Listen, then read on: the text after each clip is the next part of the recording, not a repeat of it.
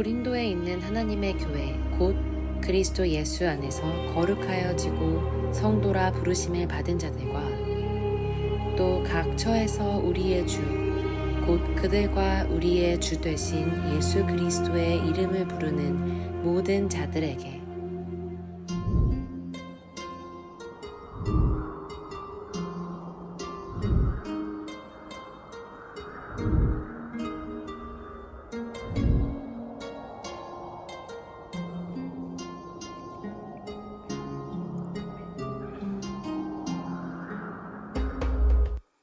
네, 사랑하는 거룩한 빛 광성교회 여러분 반갑습니다. 오늘도 하나님께서 주시는 말씀으로 또 우리 부활의 소망과 은혜가 이곳 가운데 가득하기를 기도합니다. 아멘. 네, 오늘은 10월 시리즈 설교인 교회 베이직 고린도 교회 이야기의 마지막 날입니다. 고린도전서를 먼저 저희가 정리를 해봤으면 좋겠는데요. 4주의 정리를 좀 먼저 해보자면 고린도라는 지역의 특성을 여러분들 4주 동안 들으셨으니까 다 기억하시죠? 잘? 네, 계속 이제 저희가 리마인드를 시켜드리고 있는데 고린도는 어떤 도시죠? 고린도는 항구 도시입니다. 항구 도시의 특징은 무엇이죠? 무역이 많다는 거죠. 무역이 많다는 것은 뭐예요? 상업적으로 많이 발달한 곳입니다. 상업적으로 발달했다는 것은 뭐예요? 많은 것들이 있는, 많은 문화들이 그 안에 존재한다는 거죠. 많은 문화들이 존재한다면은 어떻습니까? 거기는 재밌는 것도 많고 즐거운 것도 많고, 네, 아주 좋은 곳이기도 합니다. 그만큼 좋은 곳이기도 한데요. 어려운 것들, 또 문제들, 많은 잘못된 것들이 있기도 하다는 거죠. 이방 종교들도 너무 많았고요. 성적, 도덕적 잘못된 행위들, 또 우상을 섬기는 일들, 빈부격차의 문제들이 이 고린도 지역은 너무나도 많이 만연해 있었다는 것을 먼저 말씀드립니다. 바울은 그런 곳에 복음을 전하러 갔어요. 복음을 전하는 일이 쉬웠을까요? 쉽지 않았을까요? 쉽지 않았죠. 요즘에 여러분들 우리가 막 복음 전하는 거 힘듭니다. 전도하는 거 힘듭니다. 막 중학교 2학년 아이들한테 막 너희들은 미전도 종족이야 막 이렇게 이야기를 하는데 사실 지금이랑 그때랑 막 크게 다를 게 없고 사실은 이제 그 당시 복음을 전했을 때가 어쩌면 성경을 보면 더 쉽지 않았었다라고 우리는 알 수 있어요. 왜냐하면 정말 목숨을 걸고 복음을 전했던 시간들이었기 때문이죠. 적어도 우리가 나가서 예수님 믿어보세요, 하나님 믿어보세요 라고 하면은 누가 우리를 돌로 쳐 죽이지는 않잖아요. 그렇죠? 그리고 막 저는 욕은 한번 들어봤어요. 예전에 길거리에서 이렇게 찬양하고 있는데 이제 마이크를 이렇게 뺏으셔가지고 저한테 이렇게 집어던지는 일이 있었어요. 그래가지고 이제 그런 일 정도는 있을 수는 있겠지만 내가 정말 심각할 정도로 타격을 입지는 않는다. 그런데 이 당시만 하더라도 사실은 이런 일들이 너무나도 많이 있었다는 거예요. 바울은 그런 곳에 복음을 전하러 가게 되었습니다. 또한 그런 문화 가운데 복음을 전하는 것 자체가 여러분 이미 어려움을 겪을 수밖에 없는 일인데 또 문화뿐만이 아니라 어떤 일이 있었냐면 유대인들이 바울이 하나님의 말씀을 어기는 자라고 공격을 하기도 했다는 거죠. 바울은 성경에서 보면 두려워하며 심히 떨기도 하였다라고 이야기합니다. 우리가 아는 바울은 뭔가 담대하게 복음을 전할 것 같고 어떤 일이 있어도 막 다 헤쳐나가면서 이것이 주님 복음입니다, 주의 복음입니다 할 것 같죠. 그러나 그 바울조차도 굉장히 떨면서 전했던 복음이었던 거예요. 이처럼 고린도 교회는 바울이 목숨을 걸고 최선을 다해서 세운 교회고 고린도라는 지역의 바울은 1년 6개월 정도 머물며 복음을 전하게 됩니다. 그리고 결국 유대 사람들이 바울을 재판장으로 끌고 가서 바울을 고린도에서 내쫓게 돼서 결국엔 나가게 되는 이런 스토리인 거죠.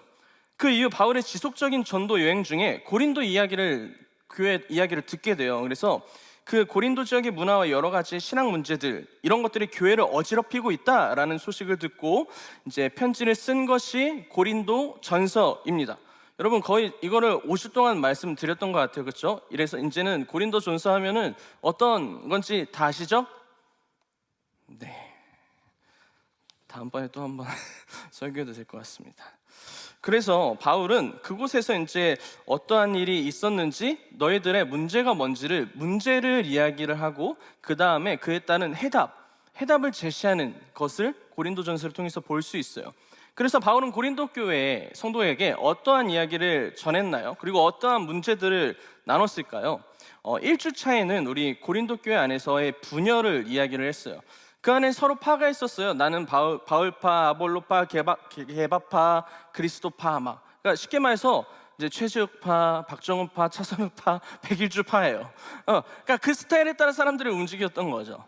그리고 그것뿐만이 아니고 자신의 욕망과 자신의 생각에 갇혀서 이게 맞아, 이게 맞아, 이게 맞아 라고만 이야기를 하는 거예요. 그러나 그리스도 십자가 사랑 안에는 우리가 하나 될 수 있어야 되고, 예수 그리스도께서도 이 땅 가운데 내려와서 우리를 섬긴 것처럼 서로 섬기면서 나아갈 수 있어야 된다라고, 그것이 바로 교회다움이라고 이야기를 해주셨어요. 2주차에는 음행에 대해서 이야기를 했습니다. 고린도 안에 가장 큰 문제가 여러분 뭐였죠? 성적인 타락의 문제였죠. 우리는 이 문제를 해결하기 위해서 내가 거룩해져야 되고, 그 답이 거룩이었는데, 이 거룩은 내가 혼자서 어떻게 할 수 있는 부분이 아니에요. 공동체 안에서 서로 섬기고 사랑하고 서로 위해서 나아갔을 때 공동체 안에서 거룩이 형성이 된다는 것도 이야기를 해주셨습니다. 3주차에는 음식에 관한 거였습니다. 그 당시 고린도 시장에 나오는 모든 거의 대부분의 육식들은 제사에 쓰고 남은 이제 육식이었어요. 고기였다는 거죠. 그렇기 때문에 그것을 먹어도 되냐 마냐 막 이런 실랑이를 벌였죠. 근데 바울이 뭐라고 이야기를 했습니까? 이 음식을 먹는 것 자체가 문제가 돼요, 안 돼요? 되진 않는다. 그러나 내가 이 음식을 먹음으로 인해서 누군가가 시험에 든다면 나는 절대 하지 않겠다라고 이야기를 했습니다. 기억나시죠? 그래서 우리의 삶은 누군가에게 시험을 끼치는 일을 하고 있지 않나, 내 삶은 어떤가 좀 돌아보는 시간을 보냈습니다. 4주차는 사랑에 대해서 나눴죠. 그 당시에 많은 은사들이 존재했는데 그 은사들이 정말 하나님을 섬기고 이 사람을 위해서 섬기는 것이 아니라 오직 나만을 위해서 존재했던 은사들이었어요. 그렇기 때문에 은사들을 자랑을 하는데 성경에서 뭐라고 이야기하나요? 사랑 없이 은사를 자랑하는 것은 아무 소용이 없다는 거예요. 즉 사랑이 없이 그 어떤 좋은 것들을 해도 상관이 없다는 거예요. 소용이 없다는 거죠. 그 안에서 또 어떠한 이야기를 했나요? 그래서 나는 그 안에서 어떤 사람들을 어떻게 사랑하고 있는지, 내 것만 표현하고 내 것만 자랑하면서 사랑하고 있지는 않은지, 내가 정말 사랑해야 되는 대상이 누군지를 나눴던 시간을 갖고 있습니다. 이렇듯 고린도전서는 바울이 고린도 교회가 처한 문제들을 하나씩 말하고 그에 따른 답을 제시하게 됩니다. 그리고 오늘 너무나도 중요한 이야기를 하게 되는데 바로 부활이에요. 부활의 논쟁이 있었습니다. 부활의 문제가 있었어요. 고린도 교회 성도들은 그래도 나름 열심히 신앙생활을 하는 사람들이었거든요. 제가 이렇게 성경을 보면은 막 이 사람들이 예수님을 안 믿어 막 그러면서 믿음 생활을 막 내팽개쳐 버리는 것이 아니라 어쨌든 자신들의 생각과 이런 것들이 있으니까는 막 이게 맞냐 저게 맞냐 계속 고민하고 그 안에서 문제들이 이렇게 커졌거든요. 그래서 그래도 열심히 하는 것 같다라고 저는 생각을 했는데, 그런 사람들 가운데에 예수 그리스도의 부활과 사람의 부활을 믿지 못하는 사람들이 있었습니다. 여기서 부활은 어떠한 부활을 뜻하고 있습니까? 누군가는 영적인 부활인가요? 누군가는 신비적인 부활 아닌가요? 라고 이야기를 할 수도 있는데, 이 부활은요 하나님 앞에 새롭게 된 육체의 부활을 말하는 거예요. 그러니까 정말 실제적인 육체의 부활인 거죠. 알 수 있는 이유는 오늘 읽은 본문 이정의 내용을 보면 예수 그리스도께서 부활 이후 제자들과 만나는 씬이 나와요. 그래서 이 부활은, 바울이 지금 말하는 부활은 이 육체의 부활을 말하고 있다고 우리가 정확히 알 수 있습니다. 그렇다면 청년 여러분들은 부활을 믿으시나요? 나는 질문을 좀 드려보고 싶어요. 나는 예수 그리스도의 육체의 부활을 믿는다. 그리고 나 또한 육체의 부활을 할 것이다 라고 믿고 생각하시는 분 손 한번 들어보세요. 제 눈에 한 분밖에 안 보이는데요. 여러분, 그 예수님의 육체의 부활을 못 믿고 나의 육체의 부활을 못 믿으면 큰일 나요. 여러분, 이거는 정말 심각한 문제예요. 예수님께서 정말 육체적으로 부활했다는 게 나한테 믿겨지지 않는다면은 생각보다 충격적인데요. 약간 여기 한 분, 그리고 최정 목사님 이렇게 고린도 교회도 마찬가지였거든요. 신앙생활을 열심히 하고 하나님 나라를 위해서 믿음을 지켜요. 최선을 다해서 믿음의 싸움을 하고 내가 이 믿음을 지켜낼 거야 라고 하는데 부활을 믿지 않아요.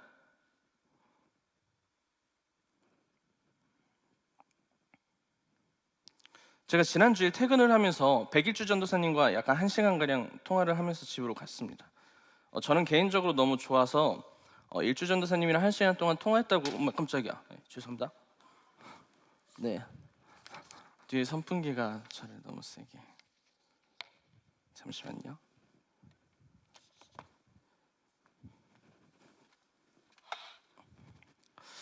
어디까지 했죠? 일주 전도사님? 네.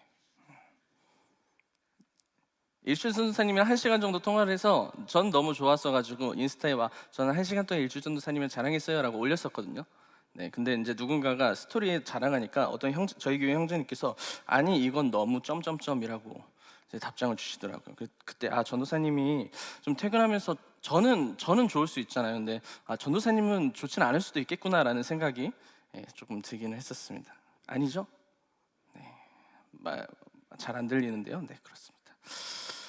그래도 여러분, 여러분들이 생각하는 그런 통화는 아니고 가끔 저희는 좀 시시콜콜한 이야기를 하면서 대화를 할 때가 그래도 있다는 점을 좀 알아주셨으면 좋겠고, 사실 저는 전도사님과 통화하면서 여러 가지 생각을 하게 되고 좀 인사이트를 얻게 되는 시간들이 간혹 있어요. 왜냐면 딱 봐도 알 수 있듯이 저분은 선하고 저는 악해요. 사실 저분 딱 봐도 그냥 선하고 저는 딱 봐도 막 그렇게 착하게 생기진 않았거든요. 정반대 사람이에요. 저분은 노래방 가서 다른 사람들이 막 노래할 때 자기는 이어폰 끼고 찬양 들었다고 했잖아요. 전 노래방만 간 사람이에요. 그런 사람들 막 정죄하고 막 쟤 뭐하냐. 제가 이제 그 친구였거든요, 사실. 너무 다른데, 그러면서 전화를 하다가 갑자기 왠지 모르겠는데 주제가 예수님의 부활 사건에 대해서 이야기를 하게 됐어요.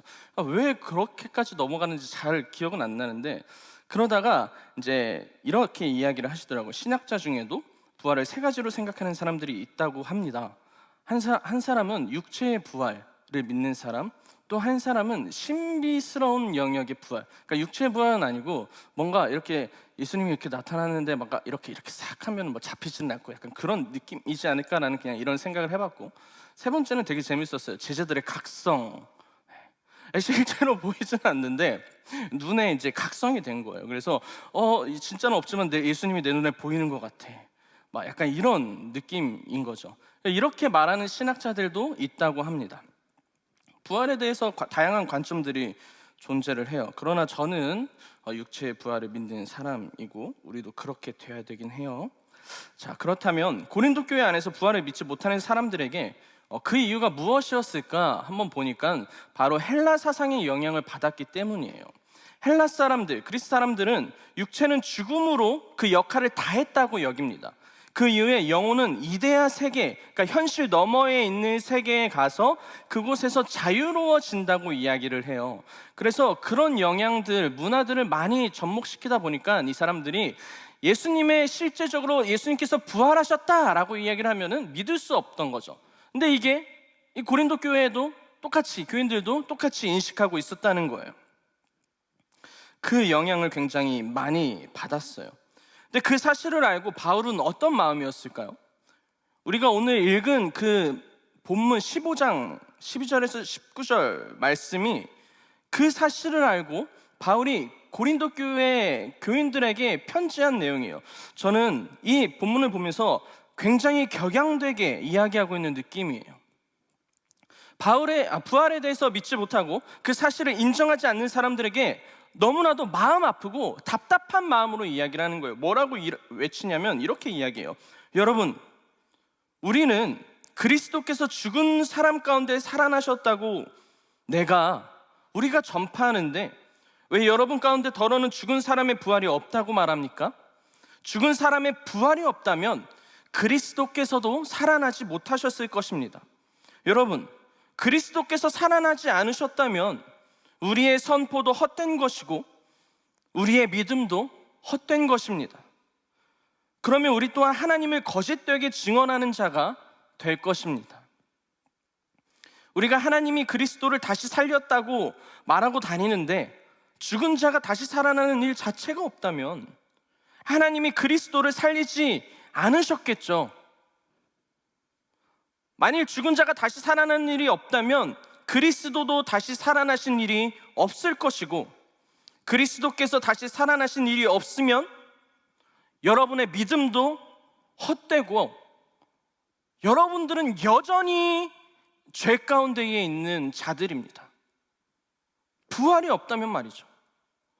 그리스도 안에서 잠자는 자도 망했으며, 만일 그리스도 안에서 우리가 바라는 것이 다만 이 세상의 삶뿐이라면 모든 사람 가운데 우리가 더욱 불쌍한 자일 것입니다.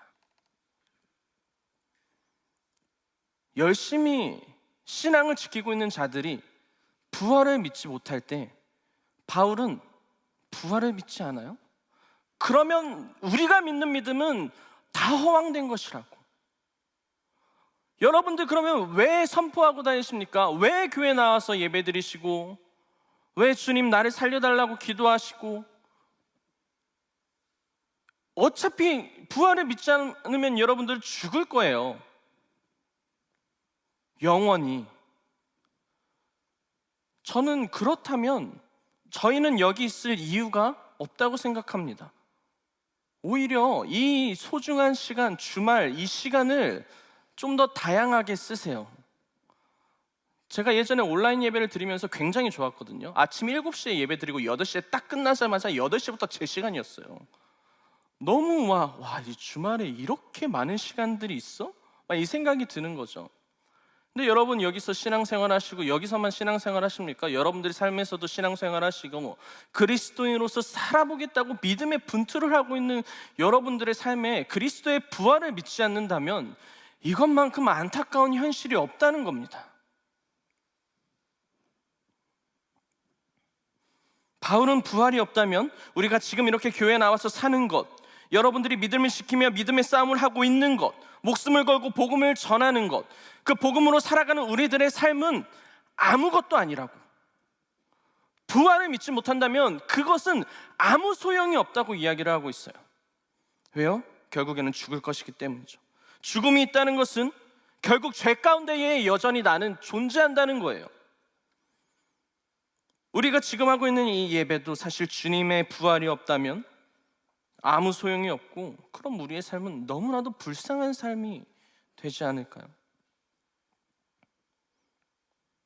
그런데 여기서 우리가 좀 더 특별하게 볼 수 있는 것은 무엇이냐면, 부활을 바울이 말하면서 좀 더 미래적인 이야기, 여러분 부활이 좀 나중에 있으니 멀리 있는 것들을 바라보고 여러분 살아가십시오, 그 소망을 바라보면서 버티시길 바랍니다 라고 말하면서 현재는 아무 상관없듯이 이야기하진 않아요. 여러분들이 제 생각에는 예수님을 믿는 것은 부활을 믿는 것이라고 저는 생각을 합니다. 그런데 이 부활 자체에 대한 감각이 별로 없기 때문에, 주님 부활하셨어요, 와 기쁘다 라고 해서 끝나기 때문에 이게 정말 기쁜 일인지, 주님이 정말 부활하신 일인지, 내 삶이, 내 영이, 내 육체가 진짜 부활하는 것인지에 대한 감각과 생각이 전혀 없었으니까 쉽게 손을 들지 못했을 것입니다. 근데 바울은 그 부활의 신앙을, 그 부활의 감각을 나중으로 미루는 것이 아니라 뭘 이야기하고 있냐면은 지금 당장의 순간을 이야기하고 있어요.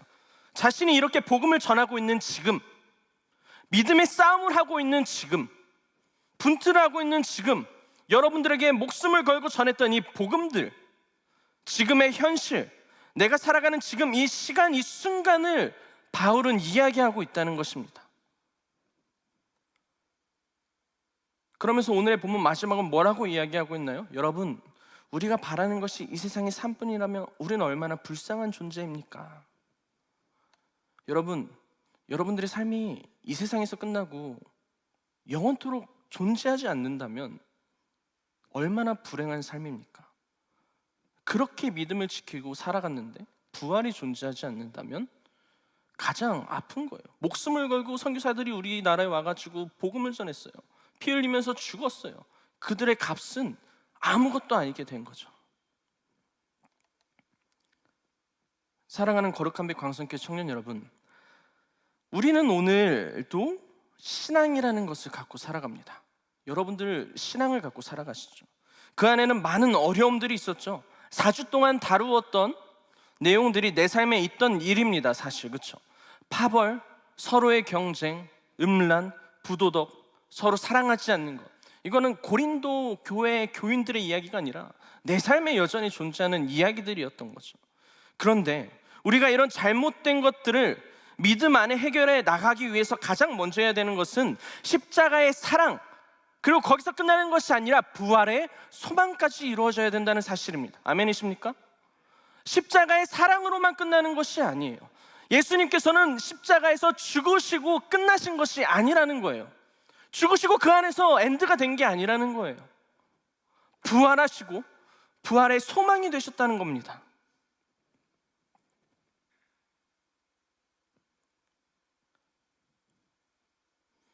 부활이 없다면, 죽음으로 이 모든 스토리가 끝났다면 우리는 여전히 죄인이고 죄에서 자유할 수 없고, 우리가 죄인인 줄도 모르고 파벌, 욕망, 욕구, 서로의 무분별한 경쟁, 음란, 부도덕, 사랑하지 않음으로 살아갈 수밖에 없을 것입니다.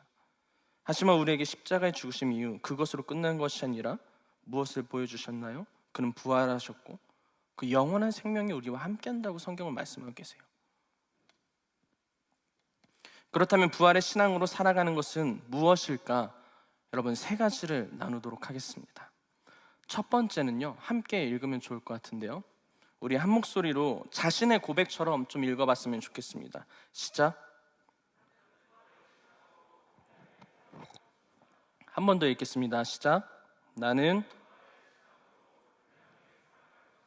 아멘이십니까? 여러분, 십자가의 죽음 사건 이후 제자들의 행동은 무엇이었는지 기억나세요? 십자가에서 죽으신 다음에 제자들은요, 와, 어떻게 살아가야지 이렇게 한 것이 아니라 다 흩어졌어요. 다시 자기네들의 다시 삶으로 돌아갔다고요. 어쩌면 막막했을 것입니다. 다시 돌아간다는 것, 십자가에서 죽으신 예수 그리스도, 그들에게도 더 이상 자신들을 지켜줄 예수가 없다는 것, 자신들의 주인으로 이제는 존재하지 않는다는 것이죠. 오히려 이분이 죄를 대신 지고 가셨다는 사실 또한 사실은 믿지 못했을 거예요. 그런데 여러분, 제자들의 결말 뭔지 아십니까? 다 아시죠? 제자들은 거의 다 순교했어요. 왜죠? 다 흩어졌는데 왜 순교했나요? 오히려 예수님께서 옆에 살아계실 때는 그런 담대함과 믿음이 없었던 제자들이 복음을 전하다 순교할 수 있었던 그 이유는 바로 주님께서 부활하셔서 그들에게 나타나셨기 때문이에요. 죽으심으로 마무리된 것이 아니라 부활하셔서 나타나셨어요.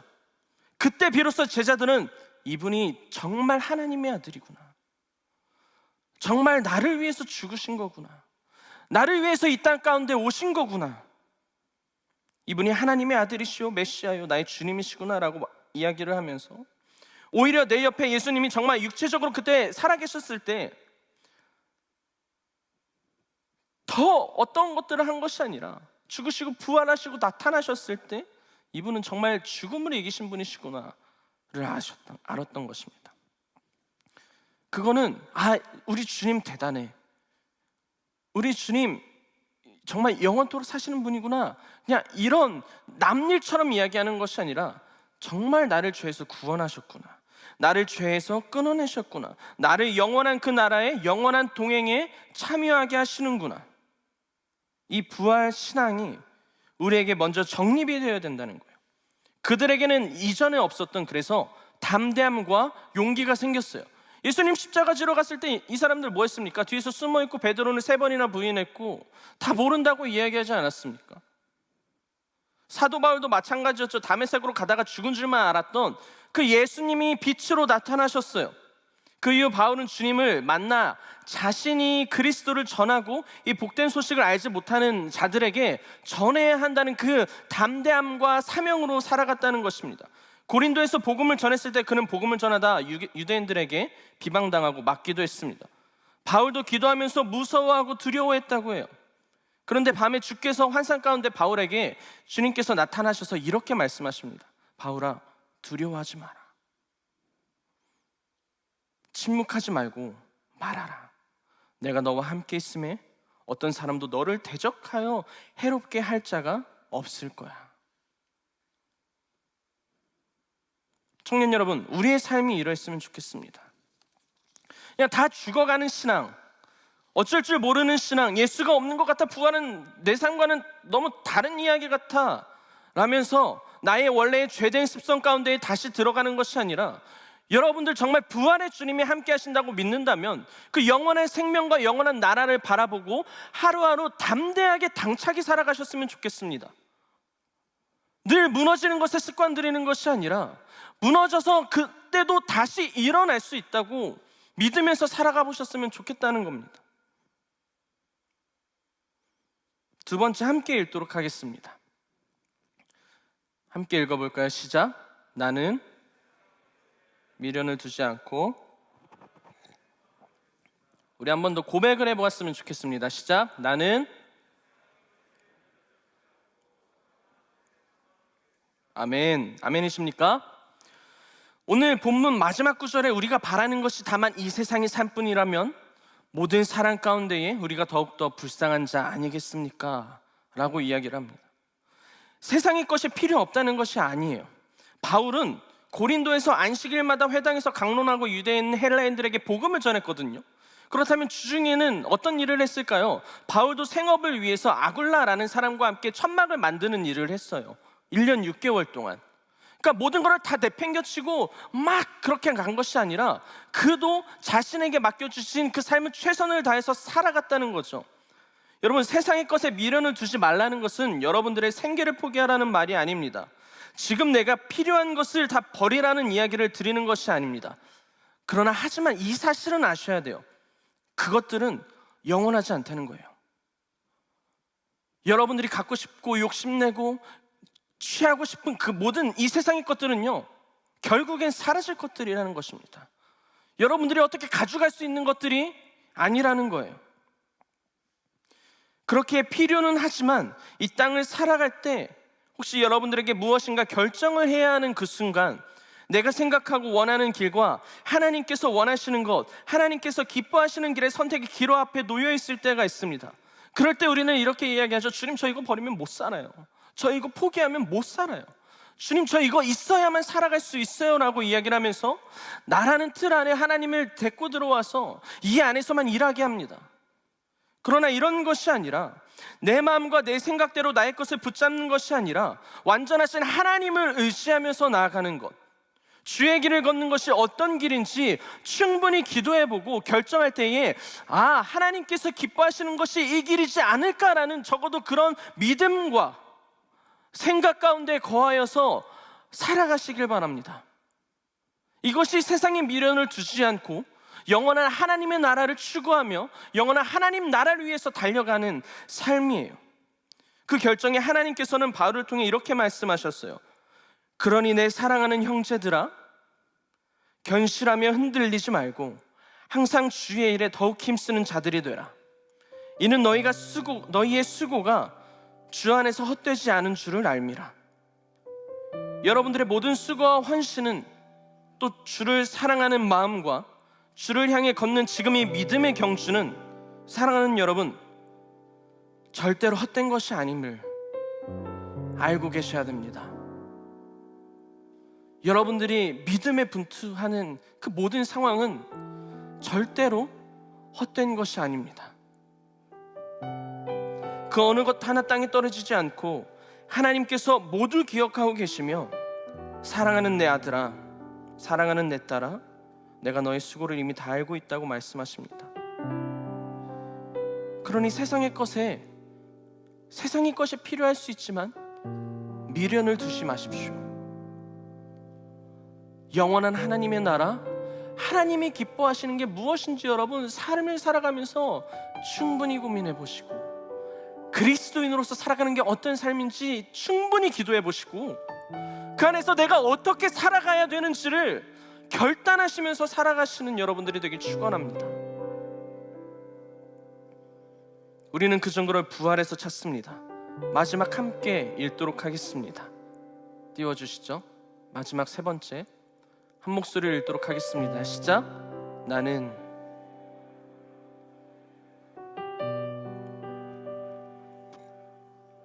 아멘. 우리 한 번 더 읽어볼까요? 시작. 나는 예수님의 부활을 믿으며 죄를 용서받는 것과 몸의 부활과 영생을 믿습니다. 아멘. 그리스도의 부활은요, 그냥 주님께서 혼자 죽으시고 부활한 것이 아닙니다. 십자가의 죽음은 누구를 위한 것이었나요? 십자가의 죽음은 그를 위한 것이 아니라 나를 위한 것입니다. 여러분들을 위한 것이었어요. 십자가의 죽음. 그리고 부활하셨습니다. 부활이라는 것은 영원토록 계신다는 것이고, 영원토록 계신다는 것은 영원토록 우리를 지키시고 보호하시고, 무엇보다 우리를 영원토록 사랑하신다는 약속의 증거, 그것이 부활이라는 거예요. 여러분, 부활하시고 예수님께서는 어떤 일을 하셨는지 아십니까? 가장 먼저 제자들에게 찾아가셨어요. 바울에게도 먼저 찾아가셨습니다. 그들이 예수를 찾은 것이 아니라 부활하신 예수님이 나를 먼저 찾아오셨고, 나의 믿음이 부족하여 때론 믿을 수 없는 상황 가운데에 있어서 허덕이고 있을지라도 그는 여전히 내게 손을 먼저 내미시며 부활하신 모습 그대로 내가 너를 영원토록 사랑할 것이고, 내가 너를 영원토록 책임져 줄 것이고, 내가 너를 죽음에서 건져 마지막 때에 부활하여 나와 영원토록 함께 살아갈 거야 라고 하는 완전하신 소망을 우리에게 이미 주셨어요. 앞으로 주실 것이 아니라 이미 여러분들에게 주어진 것이 부활입니다. 그리고 우리에게 이렇게 말씀하시죠. 야, 나와 영원토록 함께 살아가자, 함께 동행하자 이야기하십니다. 그리스도는 부활하셨습니다. 우리 또한 주님처럼 부활하면서 부활해서 영원한 그 나라에 함께 살아갈 것입니다. 그런데 그 부활의 생명은 멀리 있는 것이 아니고, 그 부활의 신앙은 나중 일이 아니고 이미 내 안에 존재하고 여러분들의 삶에 깊이 들어가 있다는 사실을 믿으시길 바랍니다. 찬양팀 나와주시고, 이 영원한 생명 가운데에 여러분 영원한 가치를 쫓고 영원한 삶을 살아 여러분들의 지금 현재의 삶에 다른 어떤 것도 아니라 담대함과 용기를 갖고 부활의 신앙으로 살아가는 여러분들이 되시기를 간절히 기도합니다. 아멘이십니까? 오늘 종교개혁 주일이죠. 루터도 이렇게 이야기했어요. 그리스도가 어제 죽으셨고 오늘 아침 다시 살아나셨으며 너희들은 내일 다시 오실 것처럼 살아라. 현재를 지탱하는 것은 부활의 신앙입니다. 살아갈 수 있고 영원한 소망을, 영원한 가치를 줄 수 있는 것은 부활의 소망이에요. 여러분, 이거 없으면 우리의 삶 또한 너무나도 아쉽지 않을까 싶습니다. 예수님은 부활하셨고 여러분들, 우리도 함께 그 마지막 때에 부활하실 것을 믿습니다. 우리 이 찬양을 먼저 고백하고 기도했으면 좋겠는데요. 하나님, 이것이 영원한 삶입니다. 우리를 영원한 사귐에 초대하시는 그 주님의 이름을 찬양하도록 하겠습니다.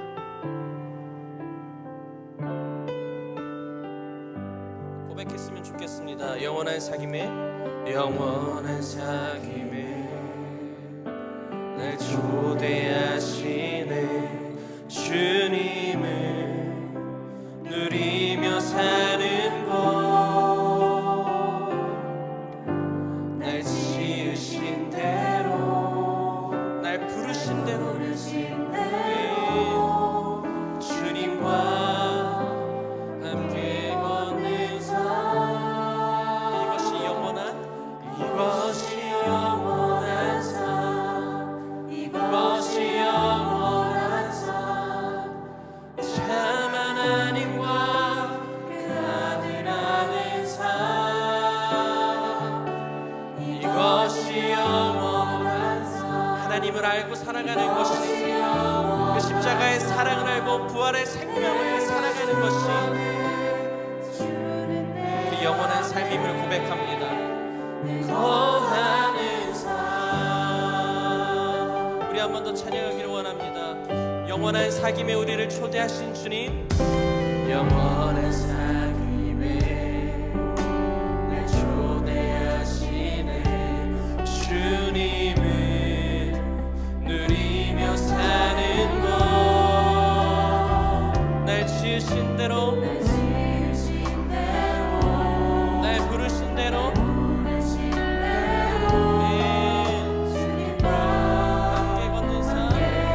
번 더 찬양합시다. 하나님께서 우리 영원한 사귐에 초대하십니다. 영원한 사귐에 날 초대하시네.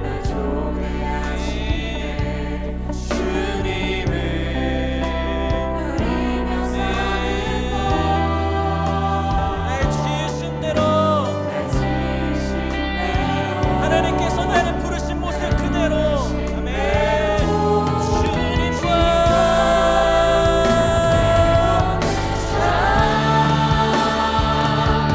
이것이 영원한 삶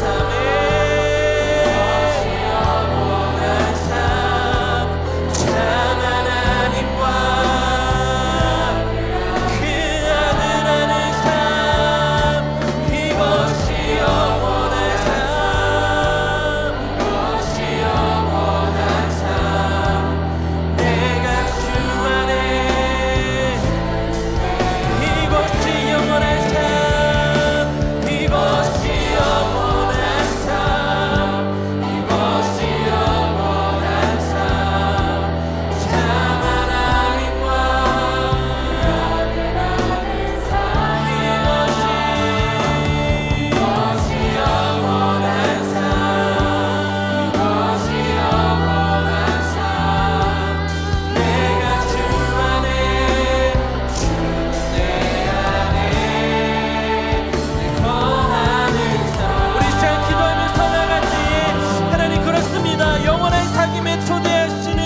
하나님의 음성에 우리가 나아갑니다. 하나님, 내가 주님의 부활을 믿습니다. 그리고 나의 부활 또한 믿습니다. 그 부활의 신앙이 나를 살아가게 하여 주시옵소서.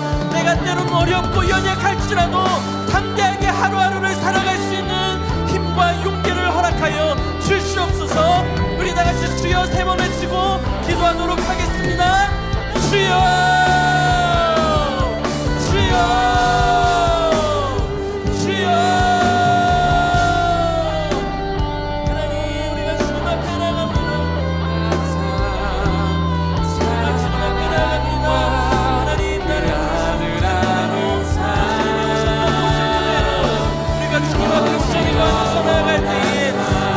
하나님의 마음을 알기 원합니다. 하나님을 바라보기 원할 때에 주님 붙잡아 주시옵소서.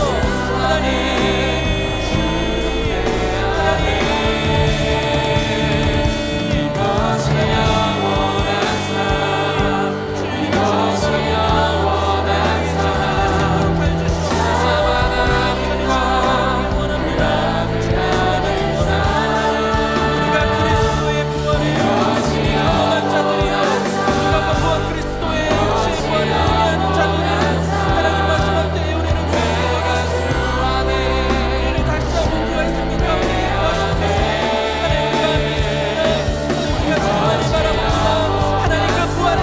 살아가게 해주시옵소서. 때론 내 삶이 너무나도 어렵고 쉽지 않은 때가 너무나도 많습니다.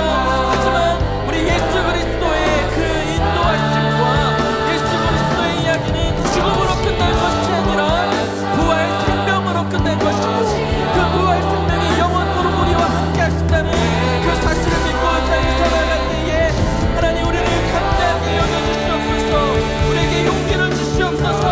우리가 이 삶을 살아가는 때에 어떤 것도 아니라 현재를 지탱하는 것은 부활의 사망임을 믿고 살아갈 수 있는 우리의 삶이 될 수 있도록 주님 붙잡아 주시옵소서. 주여, 주여,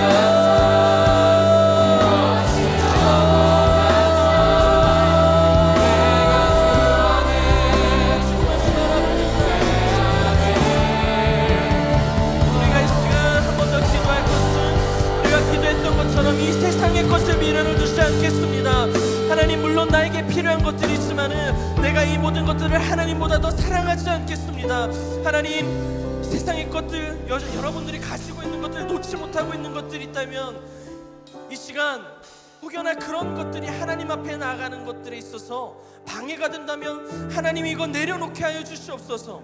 이 세상을 살아갈 때에 세상의 것들을 영원하지 않은 것들에 미련을 두면서 미련을 두지 않고 살아가게 하여 주시옵시고, 내 삶이 정말로 영원한 것들을 추구하고 영원한 그 하나님의 사랑을 바라보면서 살아갈 수 있는 삶이 되게 하여 주시옵소서. 여러분들이 여전히 놓지 못하고 있는 그것들을 주님 앞에 올려드리면서 주님 나를 붙잡아 주시옵소서. 우리 주여 세 번 외치고 기도하도록 하겠습니다.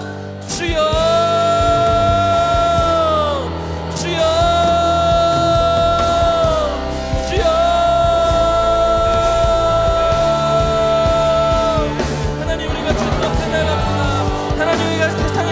미련을 두지 않고 살아가기를 원합니다. 우리가 온전히 주님을 바라고 주님께 나아가는 그 모든 삶 가운데에 우리가 주님을 구하고 하나님 이 세상의 것들을 미련을 두지 않고 살아갈 수 있도록 주님 인도하여 주시옵소서. 우리가 온전히 주님을 향하여서 나아갈 수 있는 이 모든 삶이 될 수 있도록 하나님, 우리가 영원한 것을 소망을 두고 영원한 것을 구하면서 나아갈 수 있는 하나님 우리의 삶이 될 수 있도록 주님 간절히 기도할 테니 주님 인도하여 주시옵시고, 주님 향해서 나아갈 수 있는 우리의 삶이 될 수 있도록 주님 붙잡아 주시옵소서.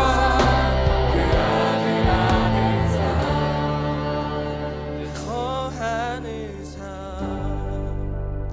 하나님 우리의 삶 가운데에 부활의 신앙으로 내 삶을 살아갈 수 있도록 인도하여 주시옵소서. 그리스도의 이야기는 십자가의 죽으심으로 끝나는 것이 아니라 영원토록 지속되는 것이며, 영원한 나라, 영원한 사랑, 그 영원한 하나님께서 우리와 영원토록 함께 하신다는 그 사실을 믿고 그 하나님께 소망을 두면서 살아갈 수 있는 우리 청년들이 될 수 있도록 주님 인도하여 주시옵소서. 모든 것들을 주님께 맡겨드립니다. 예수 그리스도의 이름으로 기도드렸습니다. 아멘. 이제는 우리 주 예수 그리스도의 크신 은혜와 하나님 아버지의 무한하신 사랑과 성령님의 교통하심이 부활의 신앙을 갖고 살아가기를 원하는 우리 거룩한 빛 광성교회 청년부 위에 지금으로부터 영원까지 함께 하시길 축원하옵나이다. 아멘.